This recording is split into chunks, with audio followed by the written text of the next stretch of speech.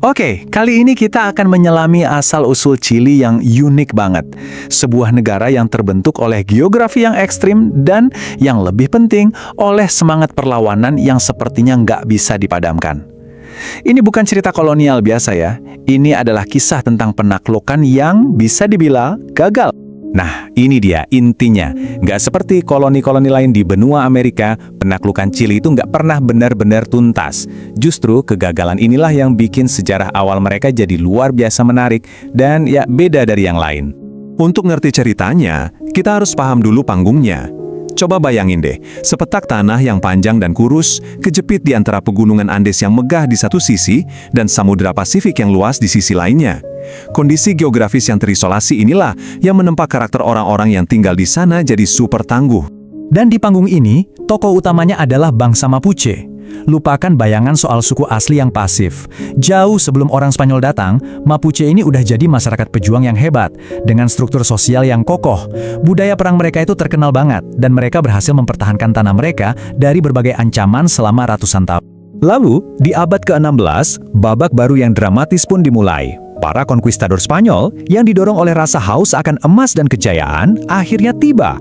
Mereka membawa bendera kekaisaran mereka ke salah satu ujung paling selatan di benua Amerika. Tapi ternyata rencana Spanyol di Chili nggak berjalan sesuai buku panduan mereka. Mereka datang dengan formula yang sama, cari emas, taklukkan wilayah. Masalahnya di sini mereka nggak nemu banyak emas. Dan yang lebih parah, mereka justru berhadapan dengan perlawanan yang luar biasa gigih, sesuatu yang sama sekali nggak mereka duga. Nah, pertemuan antara dua kekuatan besar ini akhirnya memicu konflik yang jadi pusat cerita di era itu. Sebuah perang yang panjang dan brutal antara Spanyol dan bangsa Mapuche, yang kita kenal sebagai Perang Arauco. Coba dibayangin angka ini, lebih dari 300 tahun. Ini bukan sekedar pertempuran biasa, ini adalah perang yang berlangsung dari generasi ke generasi. Sebagai perbandingan, itu lebih lama dari usia banyak negara modern saat ini. Konflik ini jadi salah satu perang terpanjang antara penduduk asli dan penjajah di seluruh benua Amerika. Gila kan? Jadi, poin utamanya di sini adalah Spanyol nggak pernah menang telak. Setelah invasi awal, yang terjadi adalah kebuntuan selama berabad-abad. Ya, Spanyol memang berhasil membangun koloni di wilayah tengah, tapi di selatan, bangsa Mapuche berhasil mempertahankan otonomi mereka. Mereka menciptakan semacam perbatasan nggak resmi yang bertahan sampai akhir zaman kolonial. Oke, jadi gimana sih kehidupan di dalam koloni Spanyol itu sendiri di Chili bagian tengah? Yuk kita lihat lebih dekat. Kalau dari segi ekonomi, Chili itu bukan primadonanya kekaisaran Spanyol. Lupakan soal tambang emas raksasa. Peran Chili itu lebih kayak dapurnya kekaisaran, sebuah wilayah agraris yang tugasnya menyuplai makanan untuk koloni lain yang jauh lebih kaya, misalnya Peru.